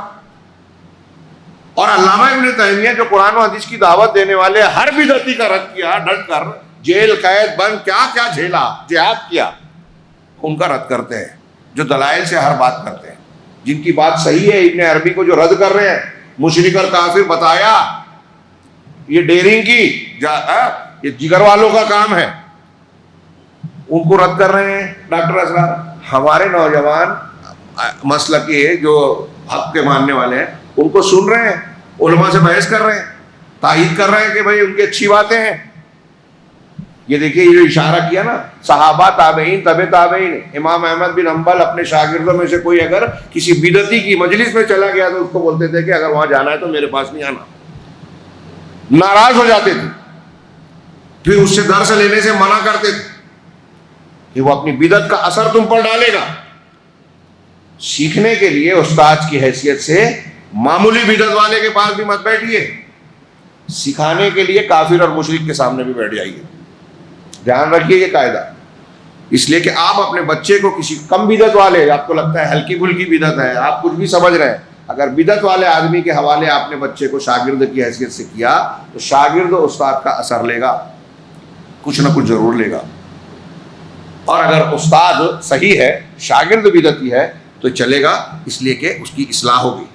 ہاں، چنانچہ جب تابعین کے آخری دور میں جہمیہ کی کثرت ہوئی، جہمیہ جہم ابن صفوان کی طرف نسبت ہے، جو اللہ کے اسماء و صفات کا انکار کرتا تھا، ٹوٹلی انکار کیا۔ پھر جب اس کا رد ہوا تو ان میں تھوڑا چینجنگ آئی، کچھ معتزلہ پیدا ہوئے، پھر ان کا رد ہوا تو اشعری پیدا ہوئے، ان کا رد ہوا تو کلابی پیدا ہوئے، اور ایسے الگ الگ گروہ بنتے گئے، ان کے اندر الگ الگ چینج آتے گیا، لیکن سب کو مجموعی طور سے جہمیہ کہہ دیا جاتا ہے۔ تو جب آخری دور میں جہمیہ کی کثرت ہوئی تو انہوں نے سب سے پہلے اپنی رائے اور عقل سے وحی کا معارضہ کیا۔ جہمیہ نے اپنی عقل سے قرآن حدیث کا رد کیا، لیکن ان کی تعداد بہت کم رہی ہے۔ ائمہ امت کے نزدیک یہ ہمیشہ مذموم اور مبغوض رہے، ان کو کبھی ائمہ کرام نے پسند نہیں کیا، ان کے ساتھ تال میل اور اچھا برتاؤ کرنے کی اجازت نہیں دی۔ ان کا پہلا ایک جعد ابن درہم ہے، جعد ابن درہم، ہاں، یہ ابان کا شاگرد تھا، جو لبید ابن عاصم کا اس کا شاگرد اور یا بیٹا بھتیجا کچھ تھا، جس نے اللہ کے رسول پر جادو کیا تھا۔ یہ وہاں سے آیا ان کا علم۔ ہاں، یہ مروان بن محمد کا معلم اور شیخ تھا، اسی لیے اسے مروان جعدی کہتے ہیں۔ اسی کے دور خلافت میں اللہ نے بنی امیہ کی بادشاہت اور اقتدار کو چھین لیا۔ جب اس نے یہ جہمیت کو قبول کیا تو ان کا اقتدار چلا گیا اور انہیں منتشر کر کے بری طرح توڑ کر رکھ دیا۔ کہتے ہیں کہ یہ منکرین تقدیر اور منکرین صفات کے شیخ کی برکت کا نتیجہ ہے۔ تقدیر کا بھی انکار، سوال اٹھاتے تھے، عقل میں نہیں آتی، اور منکرین صفات، اللہ کی صفات کا انکار کرتے تھے جو قرآن و حدیث میں ہے۔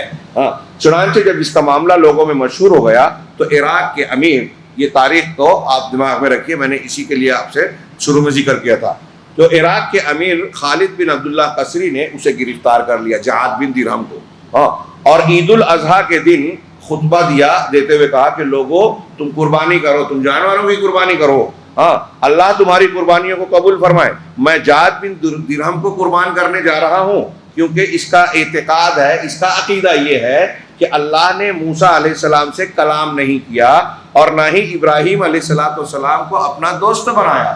عقل سے انہوں نے کہا کہ اللہ کا کلام کی صفت ہم نہیں مانتے، آج بھی کچھ لوگ کہتے ہیں، ہمارے ہاں اشعریت حنفیت کے یہاں جو کلام مانا جاتا ہے یہ اہل سنت والجماعت کی طرح کلام نہیں مانا جاتا، بہت بڑی گمراہی ہے، معلوم کیجئے، تحقیق کیجئے، دیکھیے، اپنے بھائیوں کو بتائیے کیا یہ گمراہی ہے۔ تو انہوں نے کلام کا انکار کیا۔ امام احمد بن حنبل اسی لیے گرفتار ہوئے تھے کہ انہوں نے کہا کلام اللہ کی مخلوق نہیں، اللہ کی صفت ہے، اللہ کی ذات ہے، ذات کی صفات ذات کے ساتھ ہوتی ہے، ذات ہمیشہ سے ہے تو صفات بھی ہمیشہ سے ہے۔ اگر مخلوق بولے تو کہیں نہ کہیں سے ولادت جو ہے کہ ہم میں سے آپ لوگ بہت سوچیں گے کہ یہ کیا بحث ہے، اس کی کیا ضرورت ہے، کچھ لوگ یہی کہتے ہیں ضرورت ہے، ہم اللہ کو مان رہے ہیں تو اللہ کی ذات ہمیشہ سے ہے یہ مانتے ہیں، اور جب ہمیشہ سے ہے تو اس کی صفات ہمیشہ سے ہے۔ اب کہے کوئی کہ کلام اللہ کی صفت نہیں ہے مخلوق ہے، تو اس کا مطلب بعد میں پیدا ہوا۔ اسی بنیاد پر معتزلہ نے کہا کہ قرآن اللہ کا کلام نہیں، اللہ کی مخلوق ہے۔ امام احمد نے کہا نہیں، یہ صفت ہے، گرفتار کیا گیا، سزائیں دی گئی، یہ آگے چل کے ہوا۔ تو یہ اس کہتا تھا کہ موسیٰ سے اللہ نے بات نہیں کی اور ابراہیم علیہ السلام کو خلیل نہیں بنایا۔ عقلی استدلال اور استحالات ہم کلاسوں میں پڑھاتے ہیں، میں ابھی وہ اعتراضات ان کے چھیڑوں اور جواب دوں تو بہت لمبی بات ہو جائے گی، لیکن یہ یاد رکھیے کہ یہ قرآن و حدیث سے ثابت ہے اور بالکل واضح ہے کہ کلام اللہ کی صفت ہے۔ اللہ نے کہا قرآن میں کہ اللہ نے ابراہیم کو اپنا خلیل بنایا۔ یہ کہتے ہیں کہ کیا ہم اور آپ جیسے دوست ہوتے ہیں تو ایک دوسرے کی ضرورت ہوتی ہے، ایک دوسرے کی محبت ہوتی ہے، ایک دوسرے کے لیے نرمی ہوتی ہے، تو کیا اللہ بھی ایسا ہی ہے؟ ہرگز نہیں۔ اللہ رب العالمین دوست ہوا تو اس کا یہ مطلب نہیں ہے کہ جیسے ہمارے جذبات اور معاملات ہیں ویسے اللہ کے ہیں۔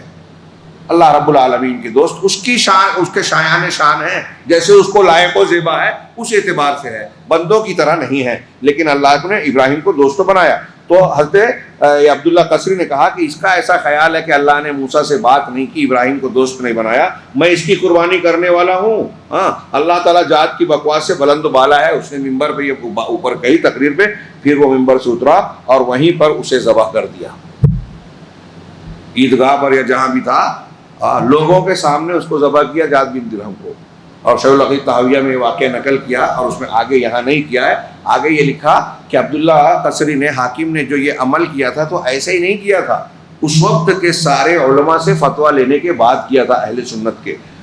اس وقت یہ بدعت ختم ہو گئی اور سب کا عقیدہ متحد ہو گیا کہ اللہ تعالیٰ آسمان کے اوپر عرش پر مستوی ہے، یہ سب لوگ مانتے تھے، مخلوق سے جدا ہے، الگ ہے۔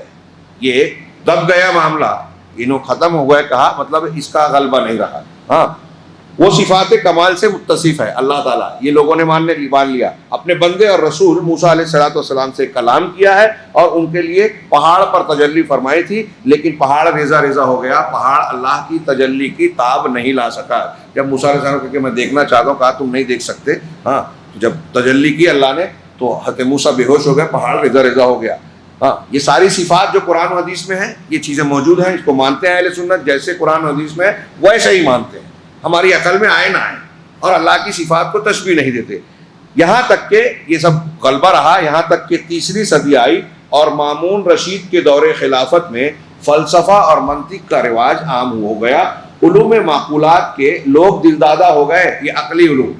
اس کی تفصیل آپ پڑھیں گے تاریخ میں کہ یونان کے جو پرانے فلاسفہ کے اقوال یا ان کی کتابیں تھیں، یونانی لوگ اس کو بعد میں منحوس سمجھ کے اس کو تالے میں بند رکھتے تھے، ہر نیا بادشاہ نیا تالا مارتا تھا۔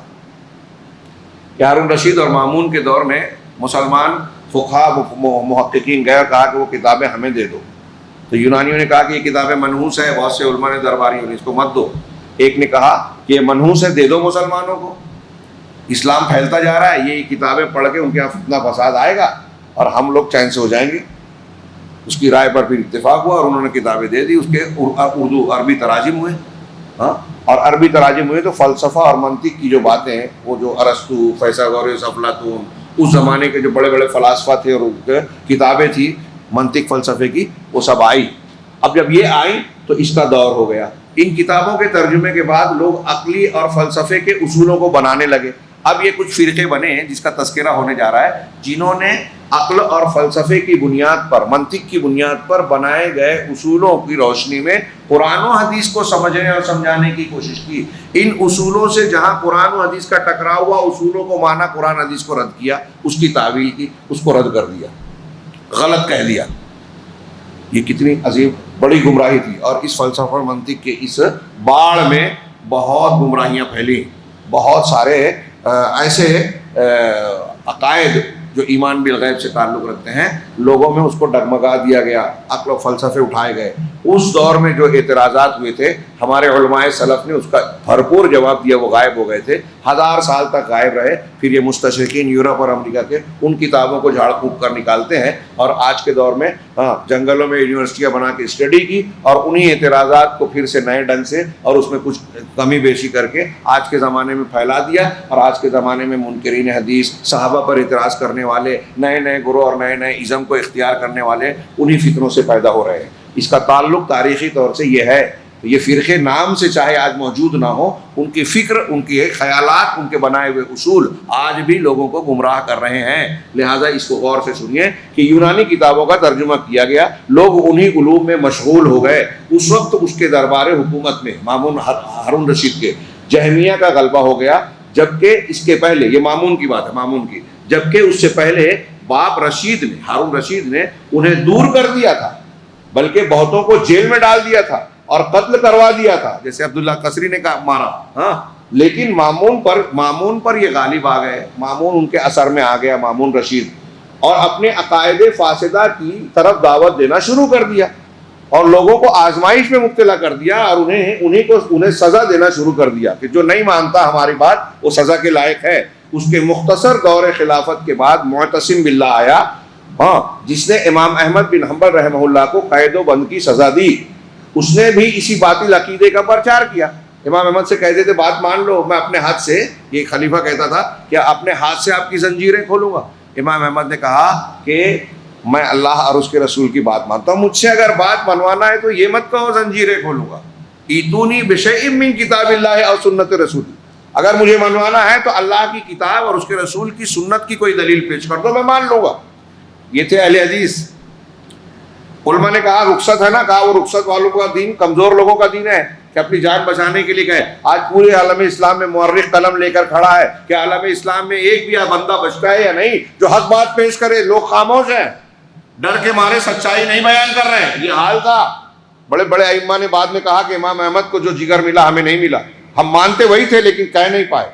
امام احمد گرفتار ہوئے. ایک نوح بن محمد یا محمد بن نوح تھے، وہ بھی گرفتار ہوئے تھے، راستے ہی میں ان کا انتقال ہو گیا.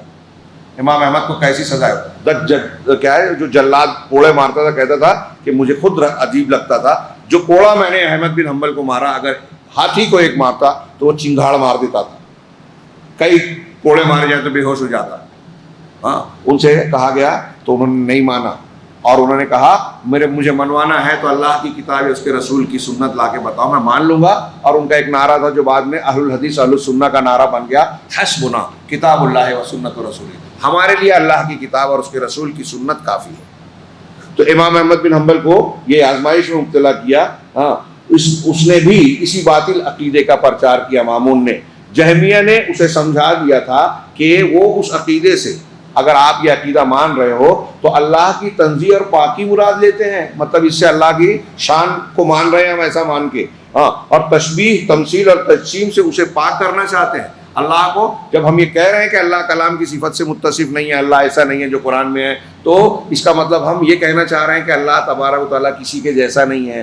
تمثیل، تشبیہ سے اللہ کو بری قرار دے رہے ہیں، تجسیم کو نہیں مان رہے ہیں.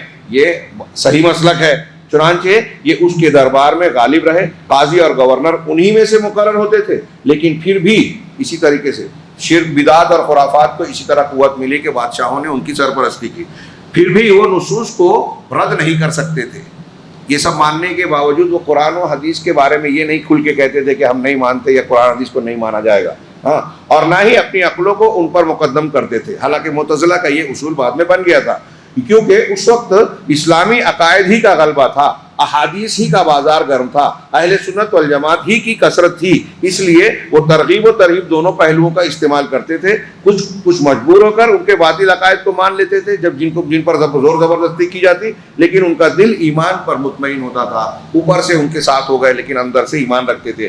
ساتھ ہی اللہ نے کچھ ایسے لوگوں کو کھڑا کر دیا جو پہاڑ اور چٹان کی طرح نصرت دین کی خاطر اٹھ کھڑے ہوئے، اور اللہ نے انہیں بعد والوں کے لیے امام بنا دیا. اللہ تعالیٰ نے ایسے مومنوں ہی کو امام بناتا ہے جن کے اندر صبر اور یقین پیدا ہو. قرآن کی آیت ہے وَجَعَلْنَا مِنْهُمْ أَئِمَّةً يَهْدُونَ بِأَمْرِنَا لَمَّا صَبَرُوا وَكَانُوا بِآيَاتِنَا يُوقِنُونَ. ہم نے ان میں سے کئی پیشوا بنائے جو ہمارے حکم سے ہدایت دیتے تھے جب انہوں نے صبر کیا اور ہماری آیتوں پر یقین رکھتے تھے. اس آیت میں اللہ کہہ رہا ہے کہ ہم نے ائمہ بنایا کن کو؟ جب صبر کیا اور یقین کیا. علامہ ابن تیمیہ کہتے ہیں کہ اس آیت سے پتہ چلتا ہے کہ صبر اور یقین ہو تو آپ کو سرداری ملے گی. اگر آپ لوگوں کی سرداری کرنا چاہتے ہیں یا بننا چاہتے ہیں، اس لائق بننا ہے، تو یہ دو صفت ہونا چاہیے. ایک آپ کے اندر یقین ہو، یقین دل میں ہوتا ہے. ایک آپ کے اندر صبر ہو، صبر آپ کے عمل اور کردار میں ہوتا ہے.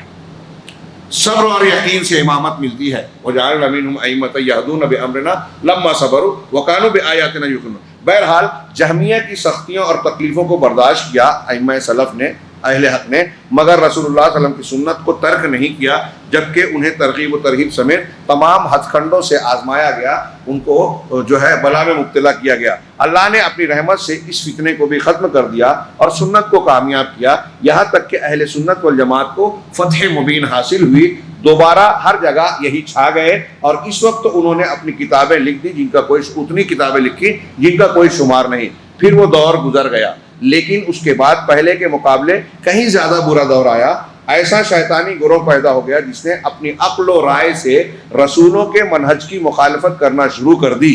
یہ کرامتہ، باطنیہ اور ملاحدہ کا گروہ ہے. یہ پیدا ہوئے کرامتہ، باطنیہ، ملاحدہ. اور یہ کرامتہ باطنیہ جو ہیں، ان کا جو سر رشتہ ہے نا، یہ رافضیوں سے ہی ملتا ہے. غالی شیعہ اور باطنی تھے یہ، ہاں، انہوں نے، اور ان کا تعلق صوفیوں سے بھی ملے گا. انہوں نے مجرد عقل و رائے کی طرف دعوت دی اور کہا کہ رسولوں کی دعوت عقل کے مخالف ہے. ان کا یہ کہنا ہے رسولوں کی دعوت عقل کے خلاف ہے. یہ فلاسفہ کا بھی کہنا تھا، ہاں، بہت سارے فلاسفہ نے. اور یہی ابن عربی کہتا ہے کہ رسول کی بات چھوڑ دو، ہمارے خواب، ہمارے کشف کو مانو. ہاں، انہوں نے زمین میں خوب فساد مچایا. یہ کرامتہ جو تھے فساد مچایا، مسلمانوں کو قتل کیا، حاجیوں تک کو قتل کیا. حرم کی زمین پر خون جم گئے. حجر اسود کو اکھاڑ دیا، وہاں سے لے آئے. 20 سال تک، 19 سال، 20 سال، کچھ لوگ 22 سال کہتے ہیں، حرم میں نہیں تھا حجر اسود. اس طرح یہ امت کے لیے ایک بڑی مصیبت بن گئے. ان کے زمانے میں کفار بہت سارے مسلم علاقوں پر غالب ہو گئے. جب یہ مسلمانوں کو مار رہے ہیں، آپس میں لڑ رہے ہیں، تو مسلمان کمزور ہوتے چلے گئے اور کفار کو طاقت مل گئی. قریب تھا کہ اسلامی بنیاد ہی ٹوٹ جاتی، مگر چونکہ اللہ نے حفاظت کی ذمہ داری لے رکھی ہے، اس لیے یہ قیامت تک باقی رہے گا دین حق. ہاں، دھیرے دھیرے یہ فتنہ مشرق میں ختم ہوا. یہاں مشرق مغرب سے مراد عرب کے اعتبار سے ہے. ہمارا جو یورپ اور امریکہ کو مغرب کہتے ہیں وہ نہیں. ہاں، دھیرے دھیرے یہ فتنہ مشرق میں ختم ہو گیا اور مغرب میں دھیرے دھیرے بڑھنے لگا، یہاں تک کہ بہت سارے ممالک پر وہ قابض ہو گئے. یہاں تک کہ مصر میں بھی قابض ہو گئے. قاہرہ کی بنیاد ڈالی اور وہاں پر کھلے عام اپنے عقائد کا پرچار کرنے لگے. فاطمیوں کی حکومت تھی. انہی کے زمانے میں رسائل اخوان الصفا، الاشارات، الشفا اور ابن سینا کی کتابیں شائع ہوئی. ابن سینا فلسفی اور ڈاکٹر کے طور پر تو مشہور ہو، لیکن عقلی دینی اعتبار سے ان کے یہاں بہت خطرناک گمراہیاں، الحاد پایا جاتا ہے. ابن سینا نے کہا کہ میرے والد دعوت حاکمیہ کے علم برداروں میں سے تھے. یہ فاطمی، ہاں، حاکم باللہ، عبید کا، کہ وہ اپنے حاکم کے بارے میں، حاکم عبید جو تھا اس کے بارے میں ان کے ماننے والے کہتے تھے کہ ہمارے حاکم کے اندر اللہ حلول کر گیا. ان کے والد اس طبقے سے تعلق رکھتے تھے. ان کے زمانے میں سنت اور کتب السنہ کو کلی طور پر ترک کر دیا گیا. اللہ کے رسول کی سنت اور حدیث کی کتابوں کو تو ترک کر دیا گیا. ہاں، کچھ لوگ چھپ چھپ کر پڑھتے تھے، مگر ایسے لوگوں کی سخت نگرانی کی جاتی تھی. اس دعوت کا شعار بھی وہی عقل کو مقدم کرنا تھا. اس دعوت کی بنیاد یہ تھی کہ عقل کو مانا جائے، اسی کی بنیاد پر دین اختیار کیا جائے، وحی الہی کو رد کر دیا۔ یہ بلاد مغرب مصر، شام، حجاز تک پر قابض ہو چکے تھے، 1 سال تک عراق پر بھی قابض تھے۔ اس وقت اہل سنت کی حالت اہل ذمہ جیسی تھی، یعنی غیر مسلم جو وہ معاہد کی طرح مسلمانوں کی حکومت میں رہتا ہے، تو خود مسلمان یا اہل سنت بھی مسلم حکومتوں میں ایسے ہی ہو گئے تھے جیسے خراج اور ٹیکس دینے والے، بلکہ حقیقی اہل ذمہ کی عزت زیادہ ہوتی تھی، مسلمانوں کی کم تھی۔ اس وقت بہت سارے علماء اہل سنت کو قتل کیا گیا اور بہتوں کو جیل میں ڈال دیا گیا۔ ان کا کام ہی تھا کہ سنتوں کو ختم کیا جائے اور نئی نئی بدعات اور گمراہیوں کو پیدا کیا جائے۔ جب بھی اسلام کے دشمن کو غلبہ ملتا ہے تو علم اور علماء پر پہلی آفت آتی ہے، کیونکہ اہل بدعت یہ جانتے ہیں کہ جب علم صحیح ہوگا تو لوگ بدعت کو، گمراہی کو قبول نہیں کریں گے۔ یہاں تک کہ اللہ تعالیٰ نے نور الدین زنگی اور ان کے بھتیجے صلاح الدین ایوبی جیسے مجاہدین کو پیدا کیا، جنہوں نے مسلمانوں کو سہارا دیا اور انہیں داخلی اور خارجی تمام چیلنجوں سے بچایا۔ چنانچہ ایک طرف بیت المقدس کو صلیبیوں سے آزاد کروایا تو دوسری طرف باطنی روافظ سے مصر کو پاک کیا صلاح الدین ایوبی رحمہ اللہ نے۔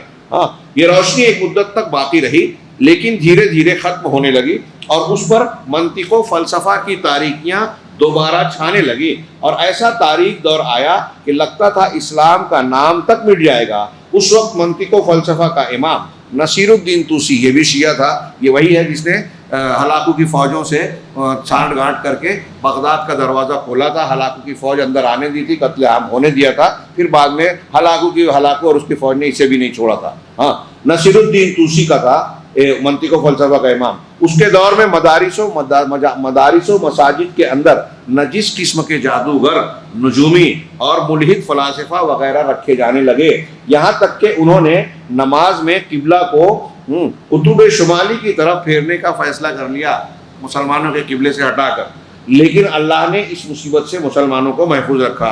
اس وقت عقل اور وحی الہی کے درمیان خوب معارضہ کیا گیا، ٹکراؤ پیش کیا گیا، بحثیں کی گئی، قرآن حدیث کو رد کرنے کی کوشش کی گئی، یہاں تک کہ عقل کو وحی پر مقدم کر دیا گیا۔ مگر شہرستانی نے اسی تعلق سے کہا ہے کہ دنیا میں مصیبت اسی وقت آتی ہے جب رائے کا معارضہ نص سے کیا جاتا ہے۔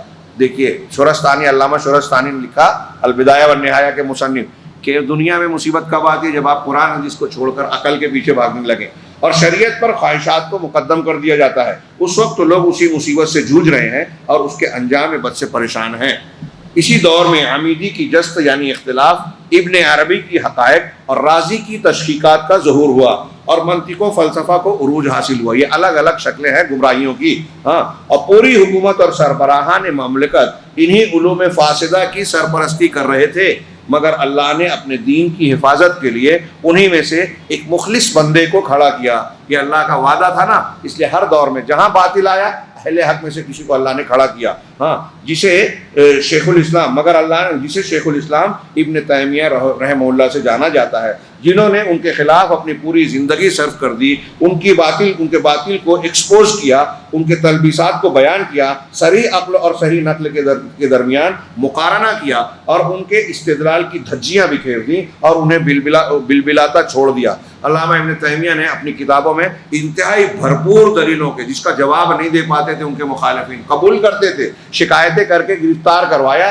ان کو قتل کروانے کی کوششیں کی اور نہ جانے کیا کیا سازشیں کی، ان کی کتابوں کا جواب نہیں دے پاتے تھے۔ کوئی جواب دیا تو علامہ ابن تیمیہ چیلنج کرتے تھے، مناظرہ کیا، جہاد کیا، صوفیوں سے مناظرہ کیا۔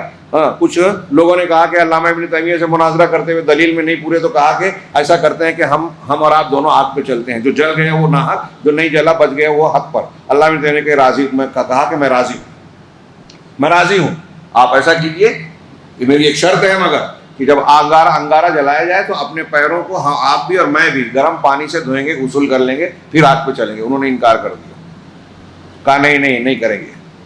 علامہ ابن تیمیہ نے بتایا کہ یہ مجھ کو لوگوں کے سامنے کمتر بتانے کے لیے ایسا کہہ رہے تھے، اور پیر میں یہ لوگ وہ مینڈک کی چربی، زیبک، پارا اور ایسا کچھ ملا کے ایک مرکب لگاتے ہیں، جس کے لگا لینے سے کچھ دیر کے لیے آدمی فائر پروف ہو جاتا ہے، جس چیز پہ لگایا جائے آگ اثر نہیں کرتی۔ تو کہا یہ وہ لگاتے تھے، میں گرم پانی سے دھونے کے لیے جب کہا تو ان کو ڈر آ گیا کہ اب تو جل جائیں گے، چنانچہ انہوں نے اپنا قدم پیچھے کر لیا. تو میں یہ کہہ رہا ہوں کہ اس مقام پر بھی جہاں علمی بات نہیں تھی، صرف تدبیر تھی، علامہ ابن تیمیہ پیچھے نہیں ہٹے. کوئی میدان نہیں تھا ابن تیمیہ نے جس کو چھوڑا ہو، اور جیل میں رہے. ہاں، جیل کی سزائیں بار بار بھگتے، جیل میں رہتے ہوئے کتابیں لکھی. نہ جانے ایسا زبردست کام اسلامی تاریخ میں آپ کو ان کی مثال نہیں ملے گی صحابہ اور تابعین کے بعد. ہاں، مقصود یہ ہے کہ کوئی بھی مصیبت جو اس امت پر آئی اس کی بنیاد یہی عقل کو وحی سے معارضہ کرنا تھا اور خواہشات نفس کو شریعت پر مقدم کرنا. میں کہتا ہوں کہ یہاں تک کہ اب شیخ نے اس تاریخ کو نقل کرنے کے بعد الصواعق المرسلہ کے تحت یہ نقل کیا، اور اس کے بعد اب اپنے زمانے کی بات کر رہے ہیں کہ یہ جو آج کا ماحول ہے پوری دنیا میں، یہ کہاں سے چینج ہوا. ماضی میں اگر آپ جائیں تو شیخ محمد بن عبد الوہاب رحمہ اللہ سے پہلے بھی عرب کے حالات آپ کو ویسے نظر آئیں گے جیسے رسول اللہ صلی اللہ علیہ وسلم کے آنے سے پہلے کے ہو گئے تھے. قبروں کی پرستش ہوتی تھی، غاروں میں مشاہد پر لوگ جا کے شرک کرتے تھے، نمازیں چھوڑ رکھے تھے، قرآن حدیث سے دور ہو گئے تھے. چند علماء تھے تو وہ حق بولنے کی جرت نہیں کرتے تھے، کوئی حق بولے تو اس کا بائیکاٹ ہوتا تھا. بہت برے حالات تھے. تو شیخ نے یہ کہا، میں کہتا ہوں کہ یہاں تک کہ 12ویں صدی آئی اور اللہ نے شیخ محمد بن عبد الوہاب رحمہ اللہ کو تیار کیا، جنہوں نے لوگوں کو توحید خالص کی طرف دعوت دی بطور خاص درج ذیل اصولوں میں. یہاں شیخ محمد بن عبد الوہاب کے کچھ اصولوں کا تذکرہ ہے، اور پھر اس کے بعد بحث کے اختتام اور نتیجے کا ذکر ہے جسے ہم کل پڑھیں گے انشاءاللہ. ہمارے یہاں بھی ہندوستان پاکستان میں بھی آپ اس دور کو جب دیکھیں گے تو ہندوستان پاکستان اور یہ بر صغیر دوسرے علاقوں کا حال بہت برا تھا. ہندوستان میں جو مسلمان تھے وہ جاہلوں کی کا دورہ تھا. یہاں آپ دیکھیے کہ شاہ ولی اللہ محدث دہلوی کے دور سے پہلے معاملہ کیا تھا کہ لوگ اتنے بیاہل ہو گئے تھے کہ جب شاہ ولی اللہ نے پہلی مرتبہ قرآن کا فارسی ترجمہ کیا ہندوستان میں تو لوگوں نے ان پر قاتلانہ حملہ کیا، کہہ رہے یہ اللہ کی کتاب سمجھنے کی کوشش کر رہا ہے. یعنی قرآن کا ترجمہ کرنا ان کے نزدیک گناہ کی بات تھی. ان پر قاتلانہ حملہ ہوا، پیر پرستی اور نہ جانے کیا کیا ہوتا تھا. مصر سے ایک اہل حدیث عالم 6 7ویں صدی میں اکبر شاہ نجیب آبادی نے اسباب زوال ملت اسلامیہ میں لکھا ہے کہ وہ کئی 100 حدیث کی کتابیں لے کر آ رہے تھے، لیکن جب وہاں راستے میں تھے ان کو پتہ چلا تو انہوں نے ایک خط لکھا، اور وہ تاریخ کے حوالے سے وہ خط نقل کیا ہے. بادشاہ کے نام علاؤالدین خلجی کا غالباً دور تھا. کہا کہ میں آ رہا تھا کہ دلی میں آ کر میں قرآن و حدیث کی تعلیم دوں گا، اللہ کے رسول صلی اللہ علیہ وسلم کی صحیح دینی منہجی تعلیم بیان کروں گا لوگوں میں، لیکن مجھے پتہ چلا کہ آپ کے شہر میں علماء سو کا غلبہ ہے جو بغیر علم کے اپنی رائے سے فتویٰ دیتے ہیں، قرآن حدیث کے خلاف رسم و رواج اور دین کو اختیار کیا گیا ہے. میں تو حیران ہوں کہ تمہارے شہر چل کیسے رہا ہے، اللہ کا عذاب کیوں نہیں آ رہا ہے جب ایسا ہے، دین کے ساتھ کھلواڑ ہو رہا ہے. میں نے جب یہ حالات سنے اور یہ سنا کہ تم بھی جمعہ اور جماعت میں نہیں آتے ہو اور تمہارے یہاں ایسی ایسی خرافات ہوتی ہیں، لہٰذا میں نے اپنا ارادہ ترک کر دیا، میں واپس مصر جا رہا ہوں. ایک صرف مثال دینے کے لیے کہ یہاں کتنی جہالت تھی. شاہ ولی اللہ نے جب قرآن و حدیث کی دعوت کا علم بلند کیا، جس کو تقویت الایمان لکھی، کتنی آج بھی ان کو گالیاں دیتے ہیں. اس وقت مسلمان بیواؤں کی شادی نہیں ہوتی تھی، مسلم بیواؤں کی بیوہ ہو جاتی تھی، ہندو مذہب کی طرح نہیں کرتے تھے. آپ کے آندھرا میں کل جو 2 لوگ آئے تھے ان کے علاقے میں ہم لوگ گئے تو پتہ چلا کہ ان دیہاتوں میں بھی ایسی جہالت آج بھی پائی جاتی ہے کہ ماموں کی شادی بھانجی سے ہوتی ہے. ماں خود کہتی ہے ہم اپنے بھائی سے کہ میری بیٹی سے کر لو، سمجھانے جاتے ہیں تو کچھ مانتے کچھ نہیں مانتی. مسلمان یہ جہالتیں سوچیے کتنی رہی ہوگی. قرآن نہیں سمجھتے تھے، حدیثیں. ہندوستان کے مدرسوں میں قرآن حدیث نہیں پڑھایا جاتا تھا. یہ ماحول تھا. ادھر شیخ محمد عبد الوہاب رحمہ اللہ کی جو تحریک اٹھی، ہندوستان میں تحریک اہل حدیث کے جو اثرات آئے درجہ بدرجہ آہستہ آہستہ بہت تکلیفیں جھیلی. ہمارے علماء جب سنت کو بیان کرتے تھے مارا جاتا تھا، گالوں پر مارا گیا، چپل سے مارا گیا، کپڑے پھاڑے گئے، مسجد سے نکالا گیا، نہ جانے کیا کیا کیا گیا، لیکن دعوت دیتے رہے. ہم کو بہت کم مشقتیں جھیلنی پڑی. آج یہ کتنی محنتوں سے، مشقتوں اور آزمائشوں سے گزرنے کے بعد یہ حق ہم تک پہنچا ہے. اس امانت کی ہمیں قدر کرنی چاہیے. اس امانت کو چھوڑ کر دوسری چیزیں اختیار کرنے سے پھوٹ ہوتی ہے. اللہ کا عذاب دنیا میں بھی آتا ہے. دشمن مسلط ہوتے ہیں. آج عالم اسلام پر پھر سے دشمن مسلط ہے. ان دشمنوں کے تسلط سے اگر بچنا ہے تو دین کی بنیاد یعنی وحی الہی کی طرف لوٹنا ہوگا. اور اس سلسلے میں ہم جو پڑھ رہے ہیں یہ تاریخ کا بہت اہم سبق ہے. شیخ محمد عبد الوہاب رحمہ اللہ کی دعوت کے چند نکات اور پھر اس کے نتائج کے تناظر میں کل کے درس میں، کل مطلب ہمارا سوال و جواب کا دن ہے، لیکن انشاءاللہ ابتدائی 12 سے 15 منٹ میں وہ عبارت پڑھ کے میں خلاصہ بیان کرنے کی کوشش کروں گا۔ اللہ رب العالمین سے دعا ہے کہ وہ ہمیں دین حق کی فہم اور اسے اختیار کرنے کی توفیق عطا فرمائے اور اس کی برکت سے دنیا اور آخرت میں ہر قسم کے فتنے اور عذاب سے محفوظ رکھے۔ وآخر دعوانا ان الحمد للہ رب العالمین وصلی اللہ علی نبینا محمد۔